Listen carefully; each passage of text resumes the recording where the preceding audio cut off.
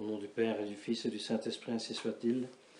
Mes chers fidèles, aujourd'hui, deuxième dimanche après Pâques, Pastor Bonus, le dimanche, normalement c'était toujours des vocations, ou alors une journée, un dimanche spécialement dédié aux pasteurs, à ceux qui ont charge d'âme, aux prêtres donc, aux évêques.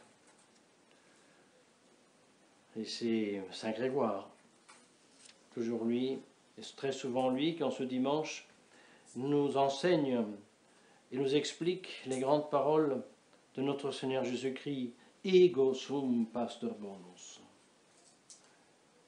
Do vita meam pro ovibus. Je suis le bon pasteur. Le bon pasteur donne sa vie pour les brebis.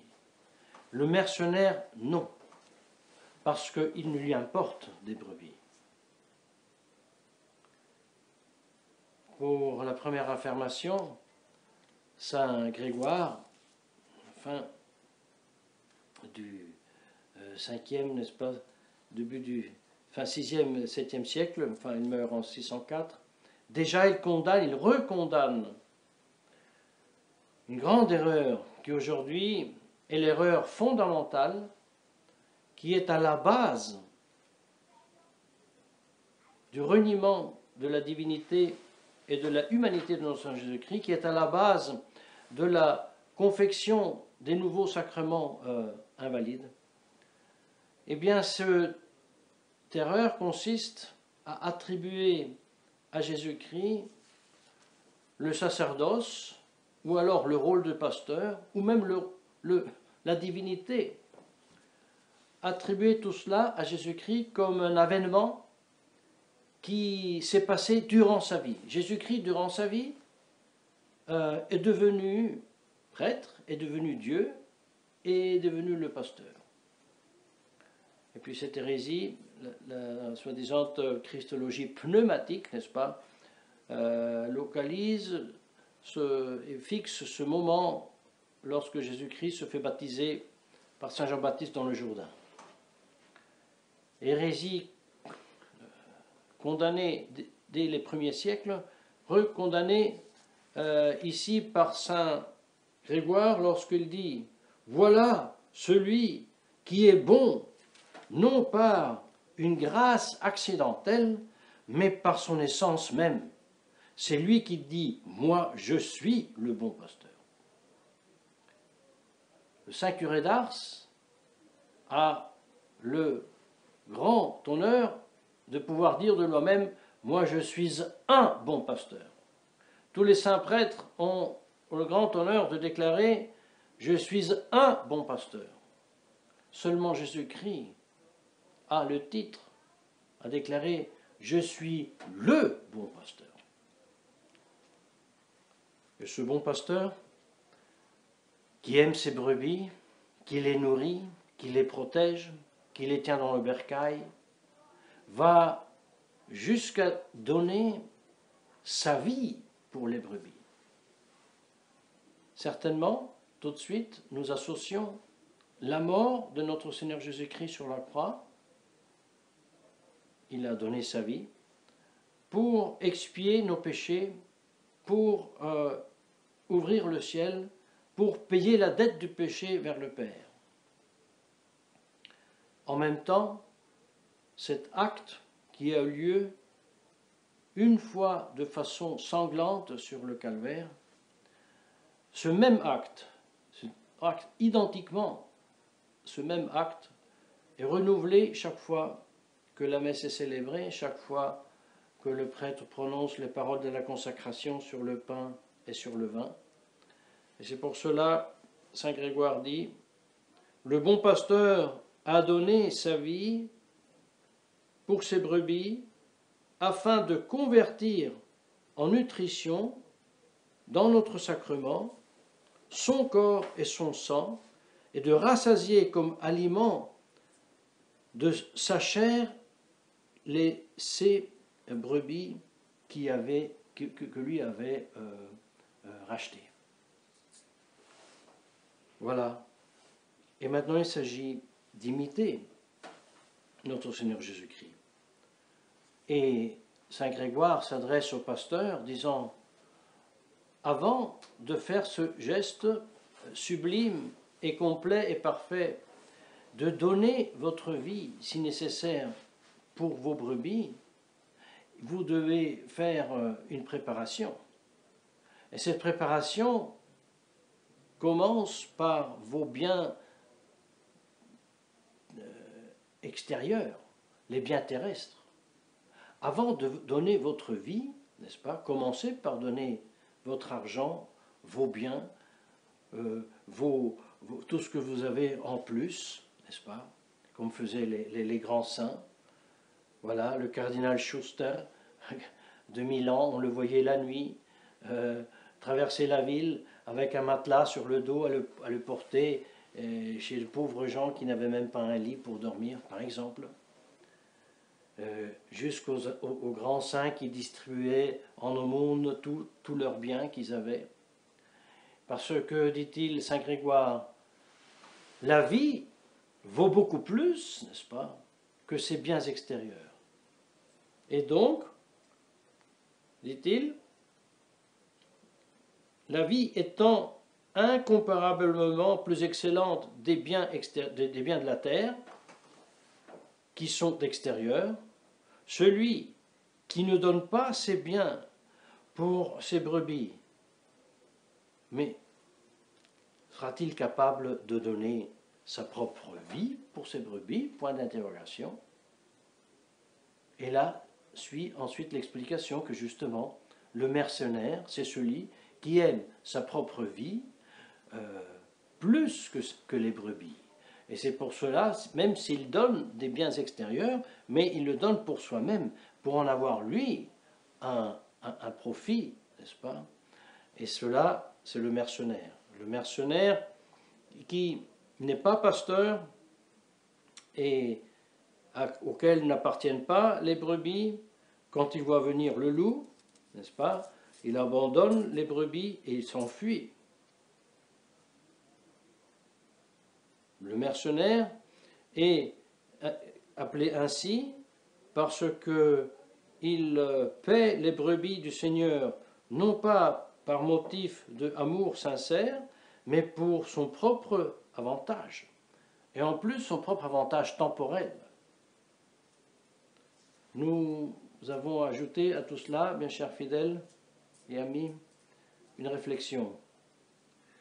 Si le mauvais pasteur qui paie les brebis du Seigneur, donc il leur donne à manger, il les porte même, mais par un mauvais motif, il le fait pour soi-même, il le fait pour son avantage, il le fait, comme il dit, pour être honoré et pour profiter de sa charge qui ensuite lui fait affluer beaucoup de biens extérieurs, n'est-ce pas? Si celui, ajoutons-nous, est appelé mercenaire, comment sera appelé et comment sera jugé le mauvais pasteur qui non seulement travaille à son propre avantage lorsqu'il paie les brebis, mais qui non seulement fuit lorsque le loup arrive, mais qui se transforme en loup et lui-même tue les brebis du Seigneur. Vous imaginez combien proche est la réalité que nous sommes en train de vivre pour faire cette réflexion. Je veux commencer, pour ainsi dire, par la fin du discours et vous dire, je ne serai pas un bon pasteur, je serai un mercenaire, et je dis plus, étant donné ce que je sais sur la situation actuelle, je vous dis que je serai un loup si je vous conseillerais de vous aller faire, pour ainsi dire, comme ils disent, si vous je faisais faire, vacciner. Je serai un loup, je serai un meurtrier, je serai un assassin. Alors tout de suite, vous aurez l'objection à me faire. Mais monsieur l'abbé, vous êtes bien gentil, mais là, vous êtes en train d'entrer dans un domaine qui n'est pas le vôtre, parce que vous aurez étudié toute la philosophie, la théologie et l'histoire qu'on puisse imaginer, mais vous n'êtes pas un biologue, vous n'êtes pas un médecin, vous n'avez pas fait une étude de chimie. Alors, je réponds oui, c'est vrai. Mais je réponds aussi que quand même, j'ai appris à lire. J'ai appris à lire et écrire. Et vous me direz, mais qu'est-ce que ça veut dire? Et ça veut dire que lorsque j'ai entre les mains la description des usines qui produisent ces soi-disant vaccins, et si j'ai entre les mains les présentations faites par les organes d'État, eh bien, il suffit que je lise pour comprendre qu'il s'agit de toute autre chose que d'un vaccin. Tout de suite, vous irez m'interrompre et dire, écoutez, mais Bergoglio, lui aussi, il est capable de lire et écrire. Lui aussi, il a lu tout ça. Oui, je réponds. Eh bien, écoutez-le. Bergoglio a dit que tout le monde doit se faire vacciner. Et vous, Abbé Abramovitch, vous contredisez Bergoglio. Et Bergoglio dit qu'il ne comprend pas les négationnistes. Que répondez-vous? Je réponds, je m'étonne que Bergoglio ne comprend pas les négationnistes.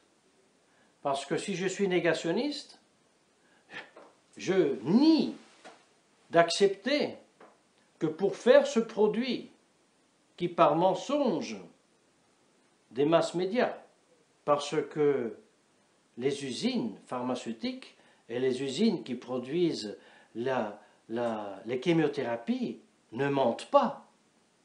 Ils n'écrivent pas que c'est un vaccin.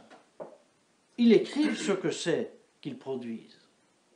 Eh bien, Bergoglio peut-être s'étonne que moi je nie, je m'oppose au fait qu'un fœtus vivant est tenu ouvert parce que de la douleur il se soupit sur soi-même et qu'il est découpé vivant sans anesthésie pour lui ôter les organes nécessaires pour ce produit infernal.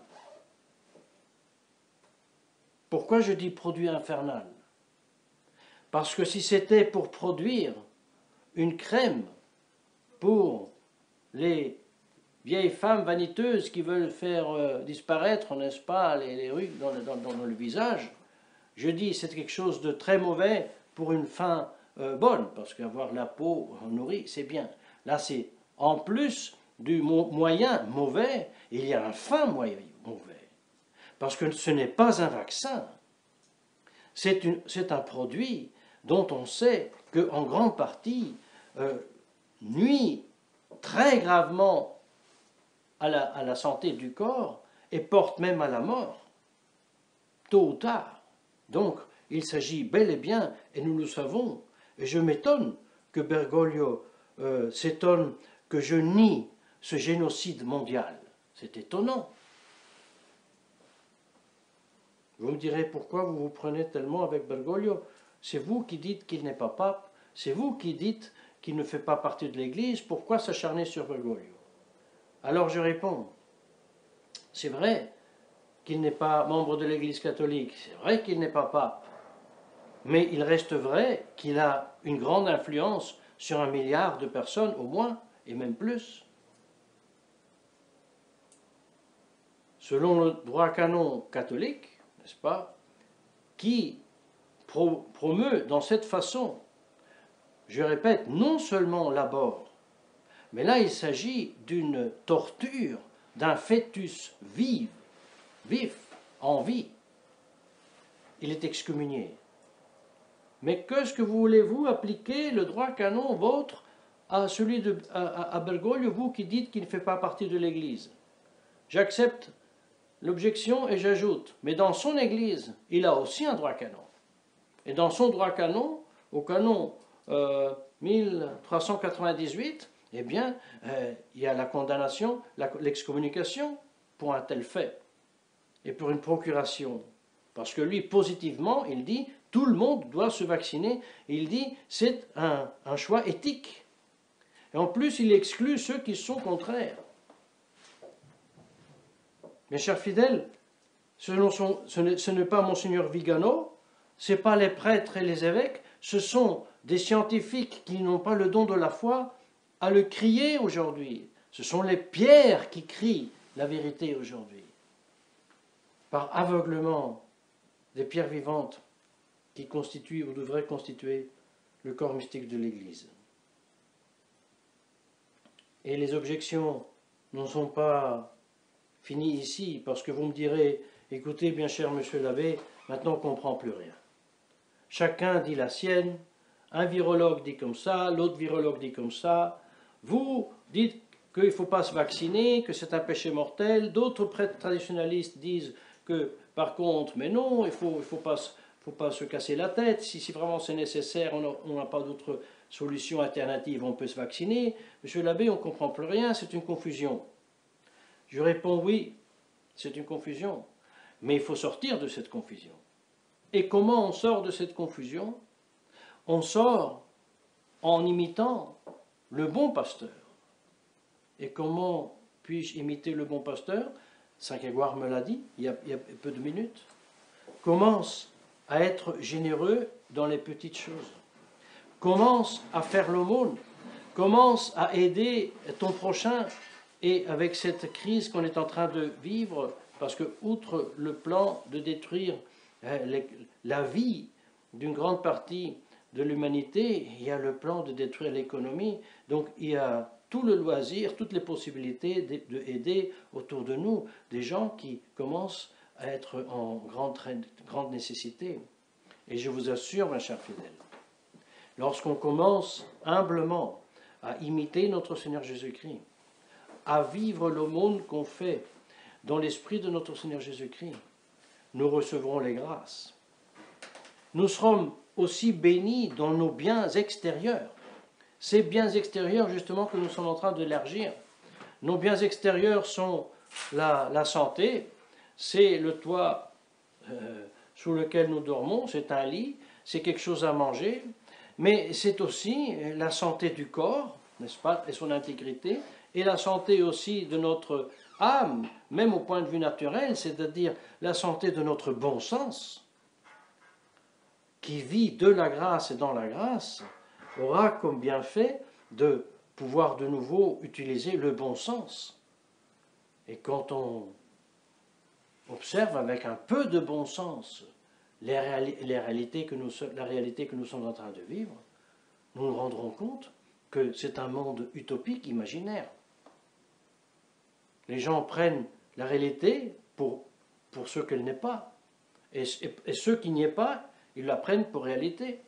Ils leur disent c'est un vaccin, mais le vaccin lui-même se présente sur le papier que vous avez dans chaque boîte de médecine, que ce n'est pas un vaccin.